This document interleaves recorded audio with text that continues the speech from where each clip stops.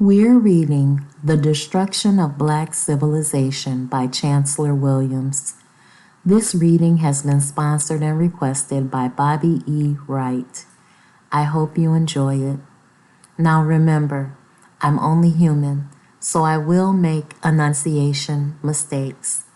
I will give you my opinion about the information, and if you ever ask, I will give you my source. Chapter 1, The Overview. The land of the blacks was a vast land, a big world unto itself covering 12 million square miles. From its northernmost point in what is now Tunisia to Cape Aquilus is approximately 5,000 miles, and in its widest extent from east to west it is 4,600 miles. The whole of this second largest continent was once Balad as Sudan, the land of the blacks, and not just the southern region to which they had been steadily pushed from the north. After Asian, Greek, and Roman occupations, the term Sudan came to indicate the areas not yet taken from the blacks and was coextensive with the Ethiopian Empire.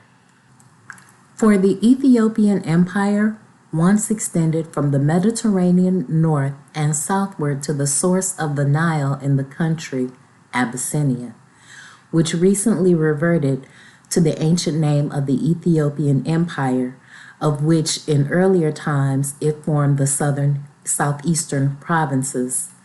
As late as the times of Menes, 3100 BC, Ethiopia still included 3/4 of Egypt, or up to 29 degrees north parallel.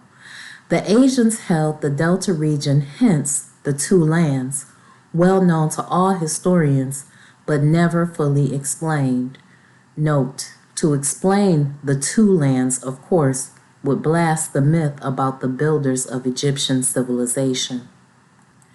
It was pointed out that the study of the blacks must begin in Egypt because most of their indestructible monuments are there, and further because many of the artifacts archaeologists have been uncovering during the past 75 years as Egyptian are in fact African. Yet, the very heartland of the race and the cradle of civilization were actually further south below the First Cataract, centered around the capital cities of Napata and Meroe. From there, black civilization spread north, reaching its most spectacular achievements in what became known as Egyptian civilization. The general condition of the vast stretches of uninhabited and uninhabitable land over the continent seemed to support the Western thesis that Africans never developed any worthwhile civilization with a notable historic past. The most charitable might add that in the very nature of their situation it could not have been otherwise. Samuel Baker went far in promoting the idea of African innate inferiority, even if he had to use the most forbidding area of Africa to do it: the terrible swamplands of the Sud, an area south of Khartoum that in its full extent is as big as England. No one would claim that any kind of society, civilized or savage, could exist in the Sud swamplands, probably the largest in the world, for it was neither all land nor water, but seemingly an endless mass of rotting vegetation, interwoven tree-like vines, steaming heat, swarming man-killing mosquitoes, crocodiles, hippos, and other unknown forms of tropical life. The conclusion of Baker and others was that they were in a land where time had stood still since its beginning, where life never advanced, and the human species had simply rotated in aimless cycles like the animal life in the Sud. As late as the 1840s and 50s, these explorers, even the most ignorant, should have known that in the same vast continent of wastelands, tropical rainforests, and swamplands, there were also areas of arable land and civilized states. But they wrote about what they saw the most of: vast stretches of wasteland and secluded groups of strange people. But as we shall see, some of the great kingdoms and empire builders in Africa seem not to have known the meaning of failure or to have any idea about surrendering to fate. Ejected here, they led the people there and began to build again. Wherever the splintered off refugee groups found a place where the soil seemed favorable for cultivation and the land unoccupied by preceding migrants, they settled and began to build villages again. A sense of relative security was a necessary factor in deciding where to begin a new settlement.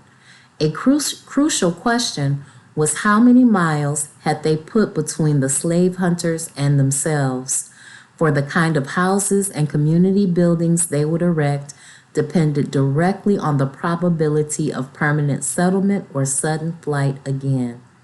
In short, they could build large, sturdy, and attractive compound homes and temples of worship, or easily demolished huts. It was for reasons of security that so many of these groups, later called tribes or societies, sought the most hidden and isolated areas they could find. This permanent separation from their kinsmen in other groups was generally quite contrary to their heart's desires. The original splintering off and partnering and parting was often done in tears. But breaking up into smaller units seemed to be the only route to survival in a permanent crisis situation.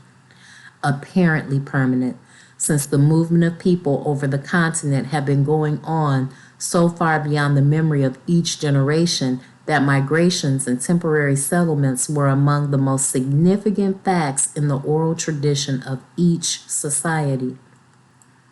Fragmentation and isolation had two momentous consequences. The first was that the isolation of various groups led to the development of over 2,000 different dialects and languages. The second fateful outcome was that the rise of all these tongues widened the gulf between the blacks that territorial distances had already achieved. One should pause here for reflection if there is any serious attempt to really understand what happened to the African people and why. For even without the aid of Western writers in emphasizing the language differences and the cultural variations, and attempting to show how unrelated the blacks were, they in time came to consider themselves unique with each society, not only independent of the other, but independent of its enemy, if only potentially. This unity and mutual suspicion became an African way of life. Small chiefdoms sprang up everywhere, often no more than a village of 100 or 200 people. Africa, therefore, presented itself to Asia and Europe as the ideal land for exploitation, enslavement, and conquest. The history is complex and many-sided, and would be so if we were discussing just one nation and not an entire continent. This is why our focus must be on the main lines of development, the African-wide aspects, and the unmistakable common origin and continent-wide sameness of basic institutions which these universal aspects reflect. There were, then, different outcomes for different societies. Some even perished to the last member from disease, starvation, or warfare. Others, despairing of ever again being able to have a fixed abode, became nomads. Some, although isolated so long that they had developed different languages and customs, had nevertheless decided that salvation required a union with other groups. These were the tribes that merged with other tribes, lost their separate identity and languages, and who evolved from this process a single common language, larger and larger chiefdoms, kingdoms, and finally empires that began the rebirth of their long lost civilization. The fiercest wars between the blacks occurred in the founding and expansion of new kingdoms and empires. For while the core groups were voluntary confederations, expansion of an empire required the conquest of neighboring states, usually small, independent chiefdoms that preferred to maintain their absolute sovereignty. The repercussions from this forced unity by conquest were to shake the continent from end to end centuries later when European political rule ended. Modern Africans and students of Africa have tended to emphasize the destructive impact of European imperialism in Africa while ignoring the most damaging developments from the Arab impact before the general European takeover in the last quarter of the 19th century, a relatively recent period.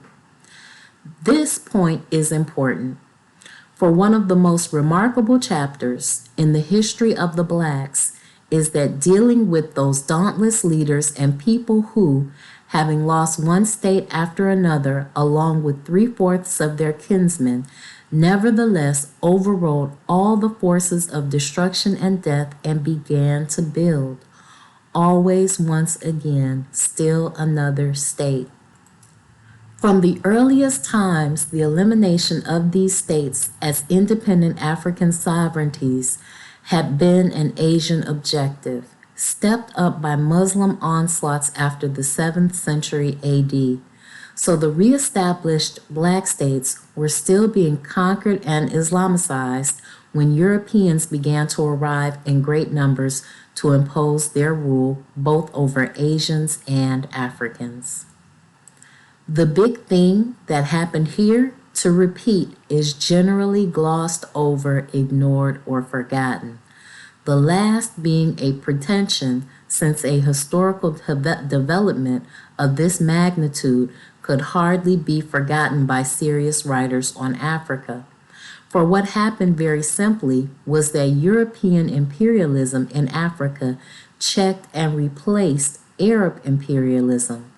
The Arab screams against Western imperialism are the screams of outrage against Western imperialists for checking and subduing Eastern imperialists in the very midst of the blacks they had conquered.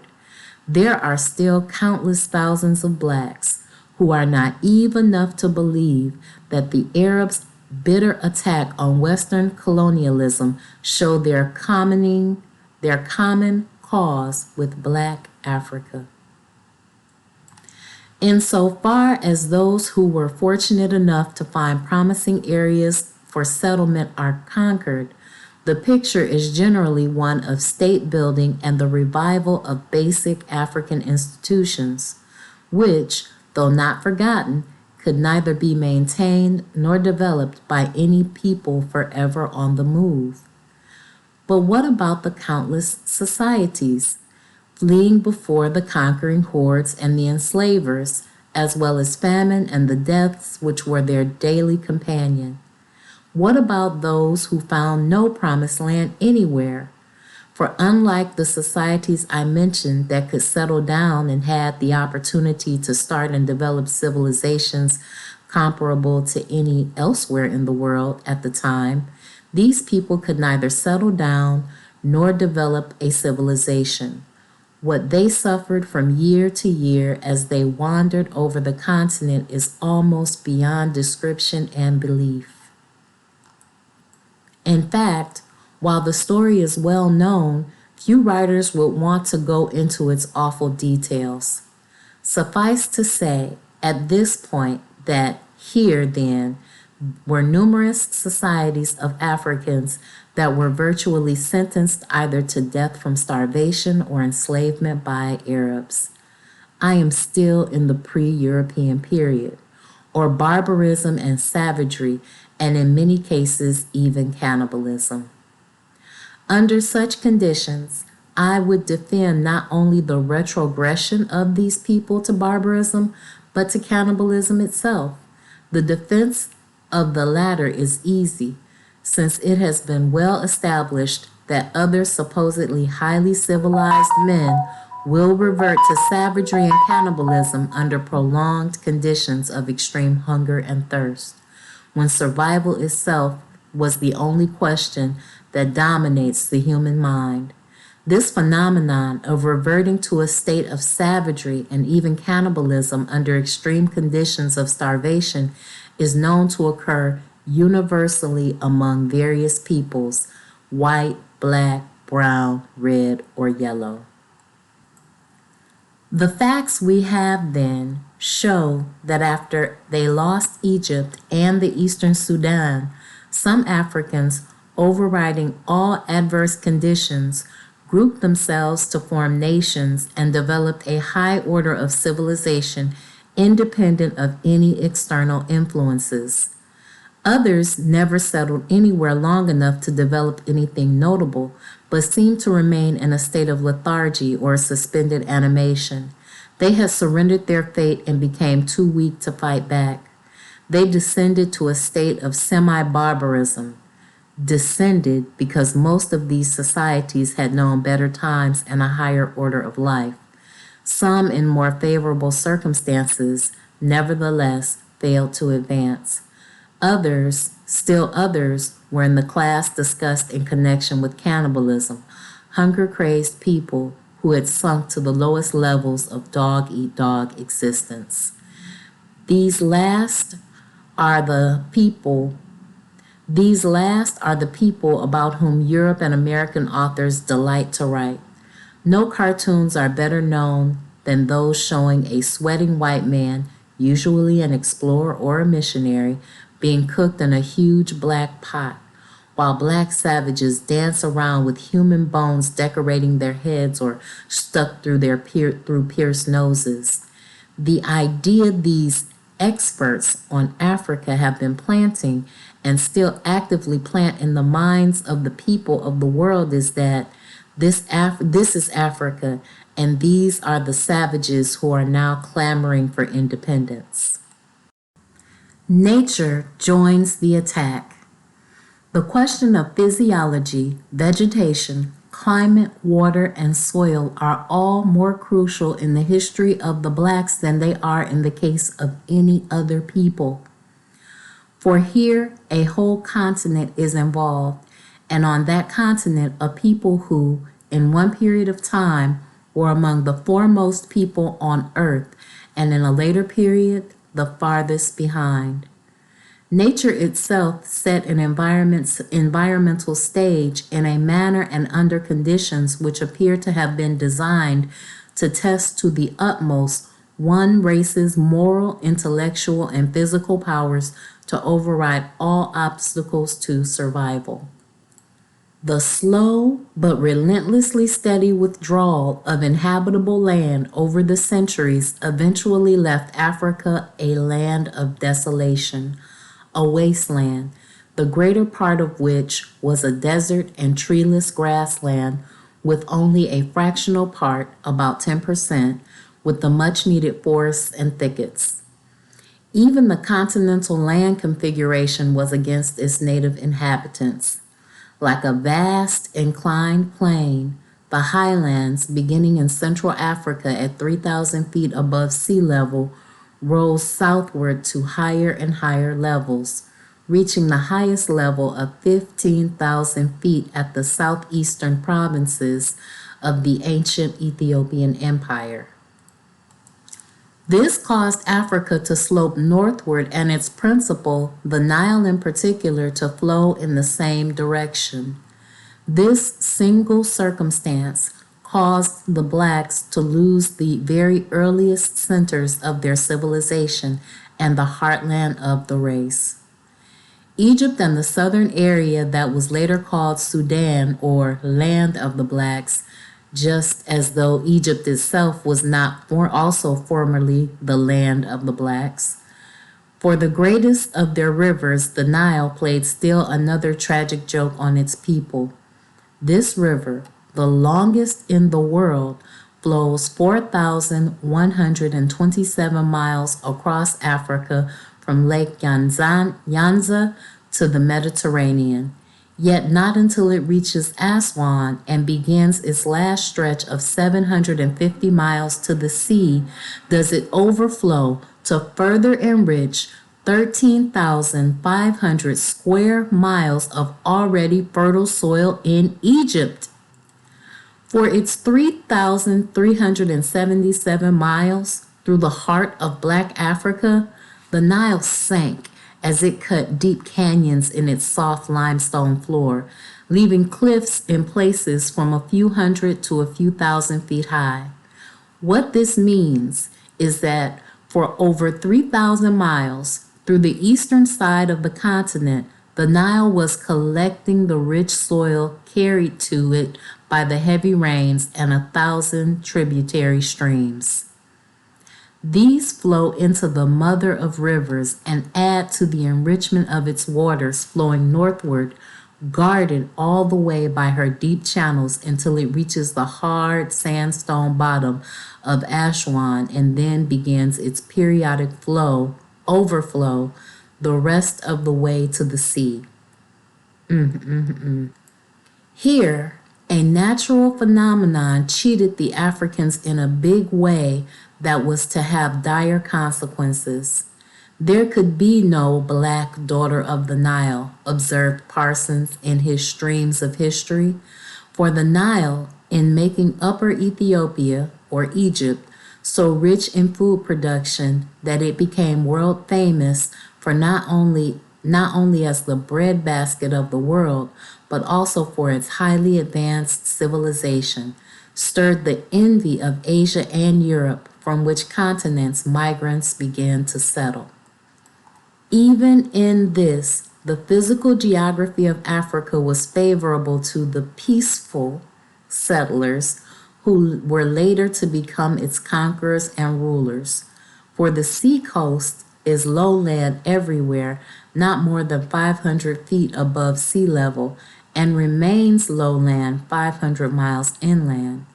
Asian and European occupation of the seacoasts of North Africa and East Africa was, therefore, relatively easy and probably even welcomed at first by the blacks as co-partners in world trade. But the poor and hungry nomads from the vast desert areas of the Middle East poured into the most fertile and easily accessible area of this other land of deserts, that is, North Africa. There were several consequences of the greatest historical importance, which are generally not sufficiently stressed. The first was that both the Saharan transformation and the steady incursion of Asians pressured more and more blacks back into the interior to concentrate in the already limited survival areas where just to subsist was a daily struggle. The second important result was the widespread amalgamation of the races. For the weaker, more submissive blacks remained in Asian-occupied territory to become slave laborers and slave soldiers, and to witness a ruthless sexual traffic in black women that gave rise to a new breed of Afro-Asians. These Afro-Asians were classed as Caucasians or Asians. They themselves bitterly object to being identified with the race of their mothers, African. When these later became known as Egyptians in Egypt, Moors in Morocco, Mauritanians or Carthaginians in Carthage or Tunis, great care was taken to distinguish them from Africans in daily intercourse, in paintings, and in documentary literature. This new breed, half African, was to join with their Asian fathers and forefathers in the wars and enslaving raids against the blacks that went on century after century until all North Africa was eventually taken. Still another faithful geographical factor that favored the invaders has been implied or partly stated in the foregoing observations. Aside from the easy occupation of the lowlands of the seacoast and the gradual taking over of the rich lands of the Nile Valley and its ancient civilization, both Asians and Europeans found the highlands of southern and eastern Africa more pleasant and healthy for Caucasian settlement. This meant that even after nature had damned 3/4 of the continent's land mass as impossible to support human life, the Asians and Europeans came in to seize and hold the best of the 1/4 that was left. The blacks found themselves cut off from all seacoasts that then mattered, hemmed in from all directions, and confined within narrower and narrower limits. Thus they became a wandering people, forever migrating in their own vast homeland, fragmenting from greater nations into countless little splinter societies, becoming so isolated from each other that each formed a new language of its own, considering themselves quite different from their original brothers who were then regarded as strangers and enemies in the endless tribal wars that ensued over the inhabitable land. The land over which these struggles took place varied in different regions. So did the climate that so greatly affected it. The people and even some of their institutions varied under environmental influences. The land mass in the eastern regions, for example, has been undergoing a vertical movement of elevation, a sinking and leveling process occasioned by the atmosphere and weathering since Miocene times. Geologists trace the elevation of the mountains in the area, including Kilimanjaro, and the faulting and fracturing that created the Great Rift to early volcanic activity. In the arid and semi-arid regions, there are vast stretches of desolate land which were not made so by nature alone. For like the Sahara itself, much of it was once woodland where animal life flourished and streams flowed. Man played the leading role in this destruction by use of the fire in his shifting farm methods. Animals also helped in the process. The relation of green grass and forest to climate and climate to rainfall seems not to have been known or fully appreciated. In treeless and grassless areas, the periodic rains evaporated into non-water holding earth. One may travel hundreds of miles over regions of this kind without finding a single stream. All rivers and streams have disappeared like the raindrops in the sand. Because of the same physical characteristics of the land previously discussed, irrigation was extremely difficult and in most places impossible outside of Egypt. We have spoken so much about the African deserts of sand and rocks that one might be misled into thinking that it was this kind of land alone that could not support a population. But there were vast, non-desert areas of hard red and red-brown soil that had been leached by heavy rainfall, robbed of its essential elements for vegetation such as calcium and phosphorus, and, of course, its once rich humus soil. This continuous weathering was obviously destructive. The soil problem was further aggravated by having underneath floors of hard laterite elements, just as though there was a master plan to guarantee that this soil would not hold any water. Therefore, the problem involved far more than restoring topsoil and a land conservation program to prevent erosion, because the hard floor underneath drained away the rainfall as fast as it reached that level. No corner or scrap of land in Africa had escaped hunger, says José de Castro in his Geography of Hunger. This is a continent of the starving, all of it, and in hunger and chronic malnutrition, And in hunger and chronic malnutrition may be found one of the most decisive reasons for the backwardness of Africa, for the relative stagnation and lassitude of the greater part of its people. But the Garden of Eden areas must not be overlooked when we are considering the general overall conditions.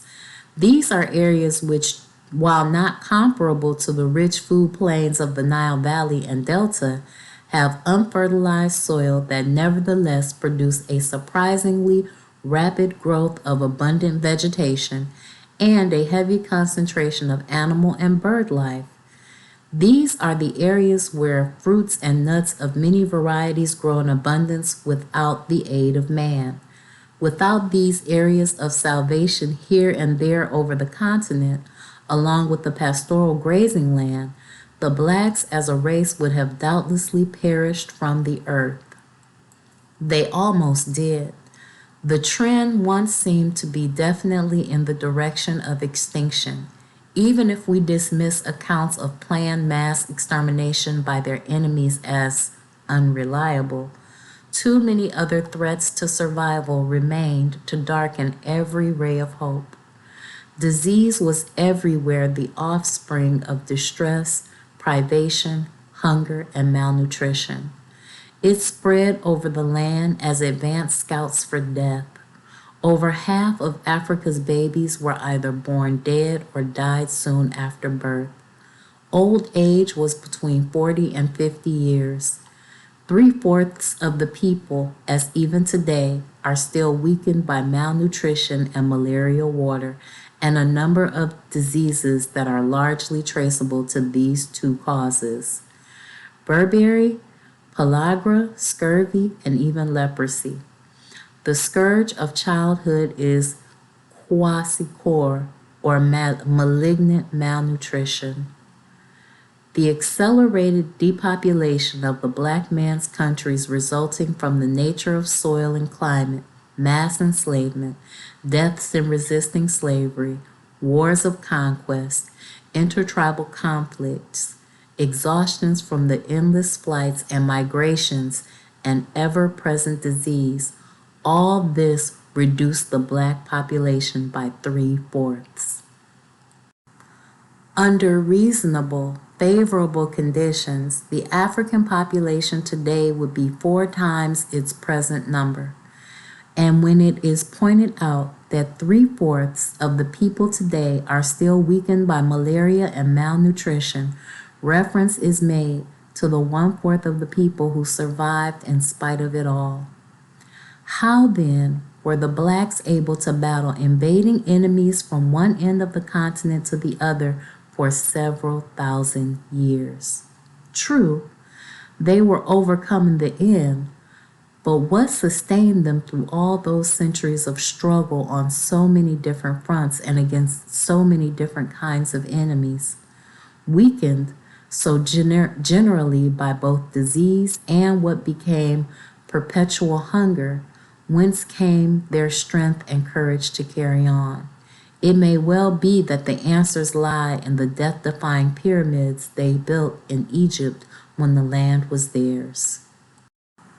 Preconditions for progress.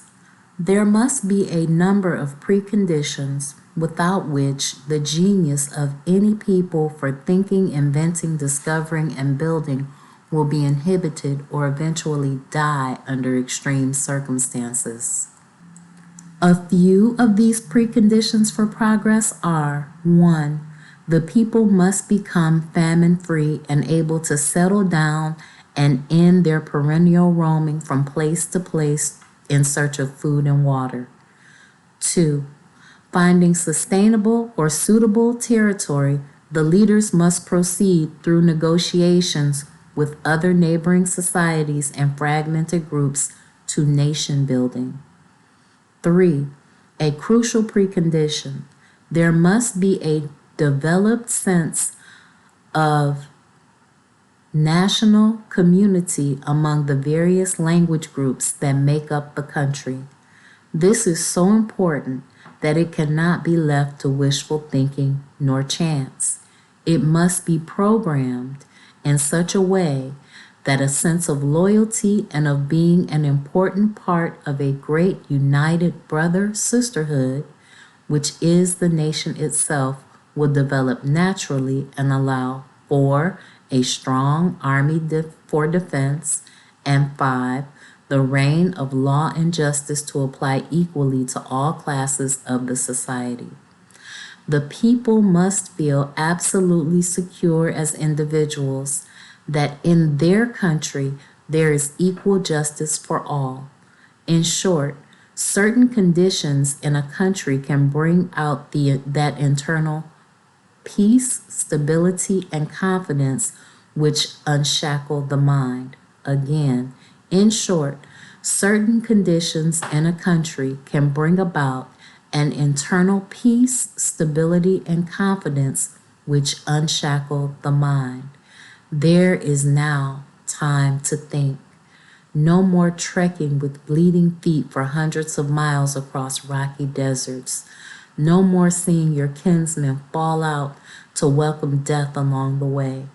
A home at last, better farms, plenty of food, and now time to think. There is nothing mystical about the reasons why one group of people can easily become physically and mentally strong while another becomes physically weak and less mentally alert. An abundance of nutritious food and pure drinking water may spell the difference between advance and decay. The number of death-dealing diseases developing from malnutrition alone is alarming. But what should be stressed above everything else is that millions of babies may become both physically and mentally retarded by disease while in their mother's wombs, which is another way of saying that a people wholly ignorant or indifferent to basic health can themselves become inferior in fact. But even this central fact, when fully realized, will still remain in the field of mere discussion until blacks everywhere begin mass organization for mass education for the masses. The system is so structured worldwide that blacks are forced into conditions that can even lead to genetic inferiority. There must be a breakthrough or there will be gradual extinction. This is the final precondition for survival and advancement. Your attention is called again to the map of Africa, for it is very significant where the earliest invaders entered and permanently settled. They took over the areas of trade that allowed easy contact with their homeland and the other nations of the world.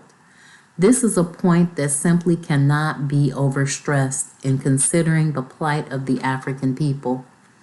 In the north, they settled around the Mediterranean, thereby maintaining contact with Europe and Asia. In the northeast, east, and south, they settled along the Red Sea and the Indian Ocean, thereby keeping in touch with their homeland and the trade countries farther away. Black Africa was thus hemmed in and effectively cut off commercially and otherwise from the rest of the world. The techniques of penetration and dominance were varied. Some came as peaceful traders, and doubtless trade was all that was intended by many. Africans were always eager traders. The main attraction of foreign traders was that they brought in many new kinds of commodities. These traders had little or no trouble in gaining coastal footholds as trading posts. The land was not sold but leased. However, the blacks had what the world wanted most: gold, diamonds, ivory, copper, iron ore, and themselves. The trading posts soon became strong fortifications for which villages and towns sprang up as settlers from Asia poured in and armed forces became organized. The Africans watched these developments with increasing apprehension, for the traders were often armed with superior and different types of weapons of war and spent much time in training recruits, including Africans. Indeed, in some areas, a definite pattern emerged: an all-African army under Asian officers, a pattern to be followed later by Europeans. This was easy enough for the Arabs. They owned the captured Africans who made up their fighting forces. The Africans could blame only themselves for this. Here, as in certain other things, they were still engaged in practices which, while once universal, had long since been dying out or generally abandoned by the rest of the world. This one was the enslavement of captured prisoners of war. When African chiefs and kings began to sell to slave-hungry Arabs, they set in motion a chain of events that was to undermine the civilizations of the most advanced societies on the continent, further checking their progress and degrading their whole race for another 2,000 years. When the sale of their fellows became the chief source of wealth, African leaders became increasingly estranged from the finest thing in African life, the sense of community and of kinship with all who would be friends. When greed severed the traditional ties of brotherhood, the gradual movement of the invaders from the coastal areas inland became relatively easy. Blacks against blacks with increasing suspicion and hatred may be traced to the Africans' own slave raids. The inland raids for slaves were resisted by some chiefs and the raiders were attacked. But this opposition was not always due to any opposition to slavery, but to this kind of direct action which bypassed the chiefs and thereby eliminated their profits. Note: there were, however, numerous chiefs who not only opposed slavery, but fought against it to the death, literally. Some were encircled and with their whole people died fighting the enslaver to the end. The conquest of the blacks by religion. Other invaders found penetration easy under the banners of religion. Full advantage was taken of the fact that Africans are a very religious people. First came the crescent flag of the Prophet. The Islamic advance was three-pronged: proselytizing, missions, claiming one brotherhood, widespread intermarriages and concubinage with African women due to the Muslim system of polygamy, and forceful conversions at sword point. The cross of Jesus Christ followed the Muslim crescent. The cloak of Christianity was a most convenient hiding place for those who had other designs, hence driving them to convert.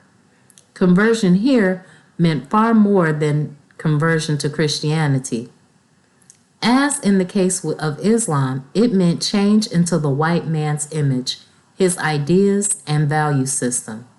The real object of worship turned out to be neither Jesus Christ nor his Father God, but the Western man and Western civilization. Christian brotherhood? Well, yes, in principle, or to be practical, you blacks can have all the Christian brotherhood you desire among yourselves. Apartheid was Africa-wide under colonialism and not a peculiarity of the South African system so many are led to think. Note: the pattern of continent-wide segregated communities can be seen even today in independent African states. But what happened in the process of converting the blacks to Islam and Christianity was the supreme triumph of the white world over the black. Millions of Africans became non-Africans. Africans who were neither Muslims nor Christians were classified as pagans and therefore required to disavow their whole culture and to regard practically all African institutions as backward or savage. The blacks, in their own right, became non-persons, members of a race of nobodies, so hopeless that self-realization as personalities, even in a subordinate status, could only be achieved by becoming Muslims or Christians. Indeed, in order to destroy completely not only their African heritage, but also their very African identity psychologically, they were forced to change their names to Arabic and Christian names. Henceforth, if these black Emils, Johns, Mohammeds, Samuels, and Abdullahs happen to achieve greatness in some field, the assumption would be that it was Caucasian achievement, unless a special effort was made to identify the race of the persons in question. Blacks at home in Africa and blacks scattered over the world bore the names of their enslavers and oppressors. The ultimate in self-effacement that promoted a self-hatred which made pride in the race difficult. That these psychological shackles still handicap not only the rebirth of modern African states, but also blacks everywhere should be obvious to all. Invaders who apparently disdained the cloak of deception and came in fighting. They had no problems.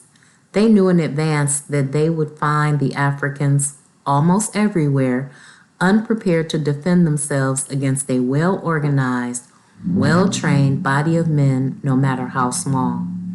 This situation developed as splinter independent little states became more and more numerous. The use of secret agents seems to be as old as organized states. For the practice of sending in spies as goodwill ambassadors, traders, etc., well in advance into a country to be invaded, goes far back into antiquity. Those sent into Africa from various lands could report back that 1. The Africans were largely a peaceful people engaged in agriculture, mining trades, fishing, the arts, crafts of various kinds, and manufacturing things such as pottery, furniture, building materials, boats, weapons of war, etc. 2. These settled states and their generally highly developed social and political systems indicate their advanced civilization. 3. But they were ill prepared for war, except against their neighbors, who also used the kind of spears, bows, and arrows which we had abandoned long since. 4. In general, they have no swiftly moving mounted soldiers. 100 of our dashing cavalrymen with firepower could put 10,000 of them to flight. 5. They are a secretive people, for while they are fully aware of the great mineral wealth of the continent, they use it in a very limited way, mainly for personal adornment, and have no desire to open up to foreigners for world commerce that would greatly benefit them. Accordingly, they rigidly limit their trading activities, but mainly because Asians hold all of their seacoasts and have them cut off from the world and its trade. 6. Finally, the whole of Africa could, with a few exceptions, be progressively taken over by simply picking off one small state after another. For the overall pattern of the continent is one of countless small independent groups, each for itself and itself alone. There is no unity among them, even for a common defense. Since it is the first duty of each chief to protect his people, all seem to be too proud to seek unity with other chiefs, thinking this might indicate a sign of weakness and itself invite attack. Therefore, it could have been truthfully reported to either Asia or Europe any time during the last 1,000 years that the widespread segmentation and attending disunity among the Africans made them easy to conquer and dominate. Some of these 6 hypothetical items would be valid as conclusions regarding a general situation only after the widespread collapse of strong African states. when small splinter states spread over the continent like an epidemic. But, as we shall see, the united resistance of the blacks to white Asian invasions had been going on before recorded history began. And despite all of the segmentations and endless invasions from the north, south, east, and west, there were black nations that kept up the resistance of 5,000 years right down to the 20th century. We shall review some of these in the chapters which follow.